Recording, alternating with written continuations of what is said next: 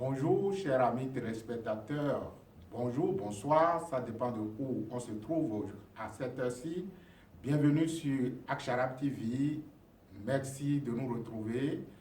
À chaque fois que vous pouvez, dans la mesure de votre possibilité, on se retrouve encore aujourd'hui pour échanger sur la spiritualité, sur la métaphysique. Et nous allons parler donc de la science spirituelle et le corps physique.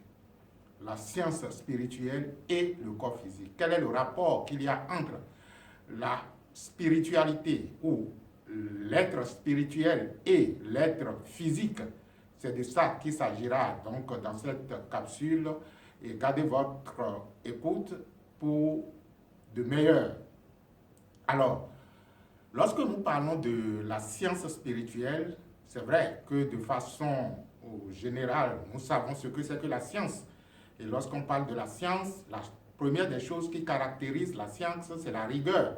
La rigueur dans la méthode, la rigueur dans l'expérimentation et qui aboutissent naturellement donc à des résultats. De telle sorte que ce qui est fait de façon scientifique, à part les sciences sociales dont les résultats peuvent être divergents d'une communauté à une autre, et là encore, c'est justement parce que les pratiques sociales ne sont pas les mêmes.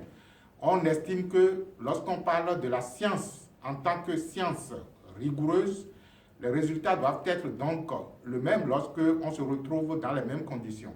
Et lorsque nous parlons donc de la science spirituelle, il s'agira donc de comprendre que la spiritualité est la première des sciences, de telle sorte que de la façon dont vous l'appliquez, que vous soyez en Amérique, que vous soyez en Afrique ou que vous soyez donc en Europe ou en Asie, et que vous appliquez les méthodes scientifiques de la spiritualité, vous obtiendrez naturellement les mêmes résultats.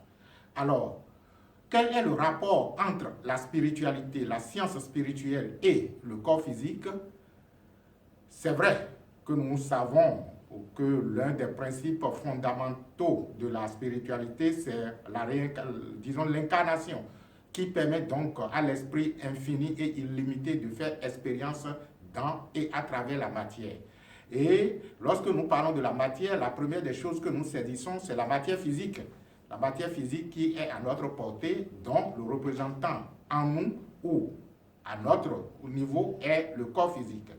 Alors, de façon générale, lorsque vous abordez la spiritualité, surtout dans le concept des religions, on vous dira que le corps physique n'est pas grand-chose, le corps physique n'est rien, et pour la plupart des cas, ceux qui veulent aller loin dans la spiritualité estiment qu'il faut donc négliger le corps physique et aller le plus loin que possible en esprit. Et c'est cela qui a conduit à certaines pratiques qui consistent donc à martyriser le corps ou à, infliger de la souffrance au corps parce qu'on estime que lorsque le corps souffre, l'esprit se retrouve de l'autre côté. Comme par exemple, on impose aux adeptes de la spiritualité, par exemple, de jeûner ou bien de ne pas utiliser ci ou de ne pas utiliser. Dans certaines pratiques religieuses, on vous dit même de ne pas porter des boucles d'oreilles ou de ne pas faire des cheveux, de ne pas faire ci, de ne pas faire ça. Et bon, entre-temps, le chemin de croix est passé par là, il fallait donc s'agenouiller, martyriser le corps, sentir la souffrance et tout le reste. Bon, tout un tas de choses que vous connaissez en pratique spirituelle religieuse, mais la véritable spiritualité, lorsque déjà vous êtes esprit incarné sur la terre, possédant donc un corps, la vraie spiritualité, la vraie science spirituelle commence d'abord par votre corps physique. La vraie science spirituelle commence par votre corps physique. Et il n'est pas possible d'atteindre des hauteurs spirituelles si votre corps physique ne se retrouve pas dans un certain état. C'est vrai, on dit un esprit saint dans un corps saint, mais si un esprit saint est dans un corps saint, cela veut dire que la sainteté de l'esprit dépend aussi de la sainteté du corps. Donc, de la façon dont vous sanctifiez votre corps, c'est de cette façon que l'esprit retrouve sa sainteté. Il s'agit tout simplement de considérer le corps comme étant le véhicule de l'esprit et par conséquent, si le corps est le véhicule de l'esprit et que l'esprit veut aller au plus loin en lui, il ne peut donc que utiliser ce véhicule. il ne peut qu'utiliser cette, disons, ce magma de matière, d'os, de chair et de sang que vous ressentez, que vous avez, c'est en fait l'instrument de travail de l'Esprit divin. L'instrument de travail de l'Esprit divin, de telle sorte que lorsque vous le négligez, il n'est pas possible d'aller à une version supérieure de l'Esprit. Il est impossible à votre esprit, esprit supérieur, créé à l'image et à la ressemblance de Dieu, de se savoir être l'image et ressemblance de Dieu, si entre-temps le corps se retrouve dans une disposition non adéquate. Écoutez, je prends par exemple un corps qui est en souffrance. Lorsque par exemple vous avez des douleurs dans le corps, est-ce que vous pouvez méditer? Est-ce que vous pouvez prier véritablement? Non.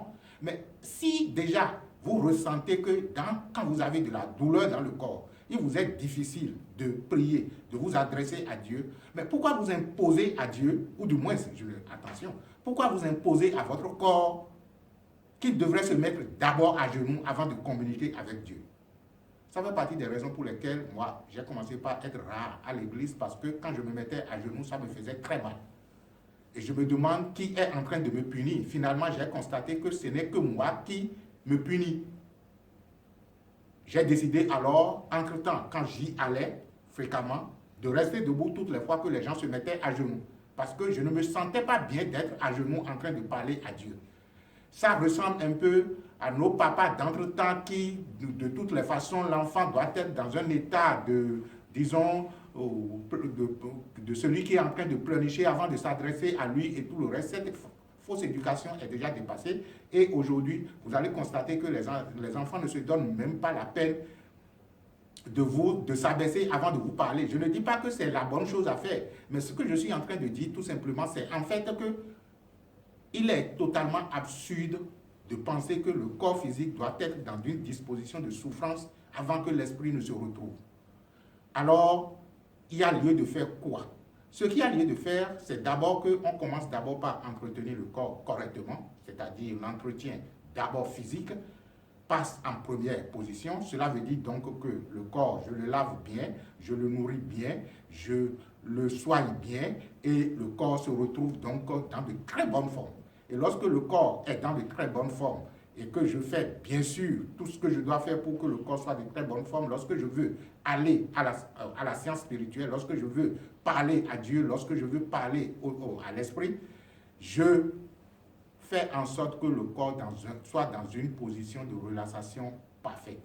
C'est vrai que, bon, les positions de méditation, je ne sais pas, on fera peut-être une émission là-dessus pour décrire les différentes positions de méditation, mais de toutes les façons, le corps doit être dans une position de repos parfait pendant que je communique avec Dieu.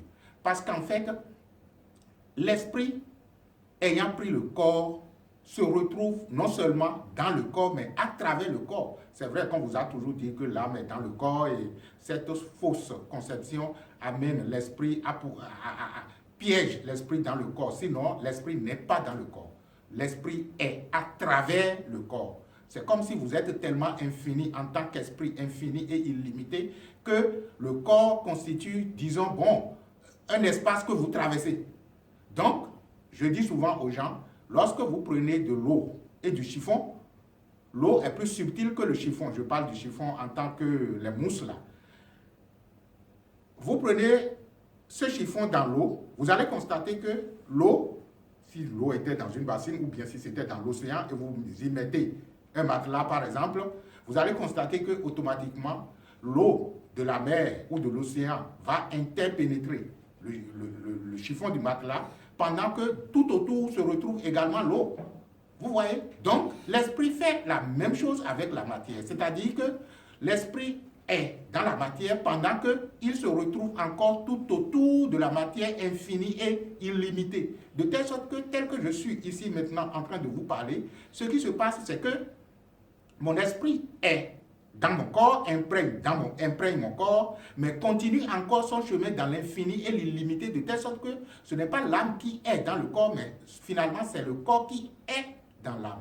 Alors, prenez conscience que vous êtes l'esprit infini et illimité dans et à travers le corps. C'est unir le corps à l'esprit et c'est retrouver l'unité de l'esprit matière qui en fait du corps la perfection de l'esprit. Alors, vous êtes saint, saint, saint. Et le Seigneur, le 3 fois saint, vous êtes saint sur le plan atomique, sur le plan de l'esprit infini et illimité. Vous êtes saint sur le plan astral, c'est-à-dire que votre corps astral est saint et parfait, parce que l'esprit est brillant, et votre corps physique est saint et parfait. Donc, je suis le 3 fois saint, vous êtes le 3 fois saint, l'univers est le 3 fois saint, c'est l'unité indescriptible donc de l'esprit et de la matière. Bye bye, que la bénédiction soit.